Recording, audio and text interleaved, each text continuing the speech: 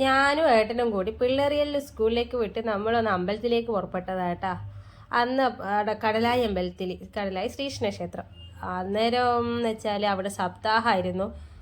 അവിടെ പോയതിന് ശേഷമാണ് അറിഞ്ഞത് സപ്താഹന്ന് ഭക്ഷണമൊക്കെ ഉണ്ട്. അപ്പം ഭക്ഷണമെല്ലാം കഴിച്ചിട്ടേ നമ്മൾ മടങ്ങുന്നില്ലോ. അതങ്ങനെയാണല്ല. അങ്ങനെ കുളത്തിൻ്റെ അടുത്തേക്ക് പോയി. കുറേ മത്സ്യങ്ങൾ ഉണ്ടായിരുന്നു കേട്ടാ. വെള്ളം കണ്ടാൽ ഒരു കളി ഇച്ചിരി കൂടുതലാണോ. അങ്ങനെ കുറച്ച് നേരം അവിടെ നിന്ന് നമ്മളെ വീട്ടിൻ്റെ അടുത്തൊരു വേളത്തമ്പലം, അതായത് വേളം ശ്രീ മഹാഗണപതി ക്ഷേത്രം. അവിടെ എന്ന് വെച്ചാൽ അടുത്ത കുളത്തിൽ വെച്ചാൽ ഒരുപാട് മത്സ്യങ്ങളുണ്ടാവും. അതിങ്ങനെ നമ്മളെ കാലിൻ്റെ അടുക്കുമ്പോൾ ഇങ്ങനെ കടിക്കും. എന്തൊരു സുഖമാണെന്ന് അറിയാം നേരം. ഇത് ചന്ദനല്ല കേട്ടാ, ഇവിടുത്തെ ഒരു പ്രസാദമാണ്, വെണ്ണ നിവേദ്യം. അത് നല്ല രസമുള്ള സംഭവമായിട്ട്, നല്ല പരിശുദ്ധമായ വെണ്ണ.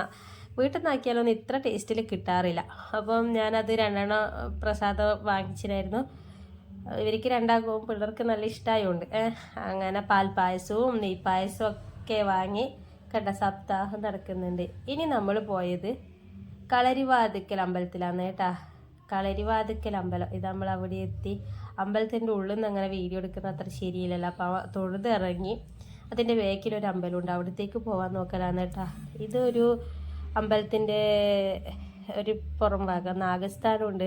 അപ്പോൾ അവിടുത്തെ ഒരു പൂജാരി പറഞ്ഞു അങ്ങോട്ട് പോവണ്ട ആട്ടാന്ന് പറഞ്ഞു. അതുകൊണ്ട് അങ്ങോട്ടേക്കൊന്നും പോയിട്ടില്ല. ഇങ്ങനെ അവിടുന്ന് ഇങ്ങനെ നോക്കിയതേ ഉള്ളൂ.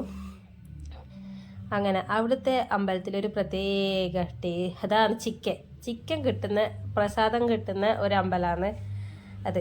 ഇത് എന്ന് വെച്ചാൽ ഒരു പ്രത്യേക ടേസ്റ്റാട്ടോ ആ ചിക്കന്. അങ്ങനെ നമ്മൾ അമ്പലത്തിൽ നിന്ന് ഭക്ഷണം കഴിച്ചതെന്ന് പറഞ്ഞില്ലേ, ഇതാണ് കേട്ടോ പ്രസാദ സദ്യ. അപ്പോൾ എല്ലാവരോടും യാത്ര പറഞ്ഞു. നമ്മൾ വീട്ടിലോട്ടേക്ക് പോക്കായി കേട്ടാ. അപ്പോൾ ഒരു ഫോട്ടോ എല്ലാം എടുത്തിട്ടുണ്ടായിരുന്നു, പകുതിയെ കാണുന്നില്ലോ അല്ലേ. അപ്പോൾ കുട്ടികൾ വന്നിട്ട് കൊടുക്കലാണ്. ഇവർക്ക് ഈ ചിക്കൻ്റെ പ്രസാദം എന്ന് പറയുന്നത് ഭയങ്കര ഇഷ്ടമാണ്. അത് വീട്ടിൽ നിന്ന് ഞാൻ ഇതുപോലെ ആക്കാൻ നോക്കി, പക്ഷെ ആ ഒരു ടേസ്റ്റിൽ കിട്ടുന്നില്ല.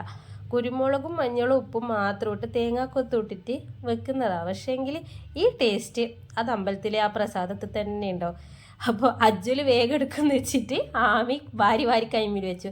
അതുപോലെ കിട്ടുന്നതാണ് ചെറുപയർ, ഉണ്ണിയപ്പം, പിന്നെ എന്നാ വേറെ എന്തോ ഉണ്ടല്ല, ഒരു പായസം.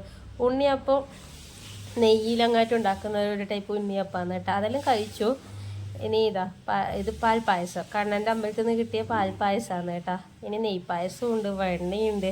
ഇന്ന്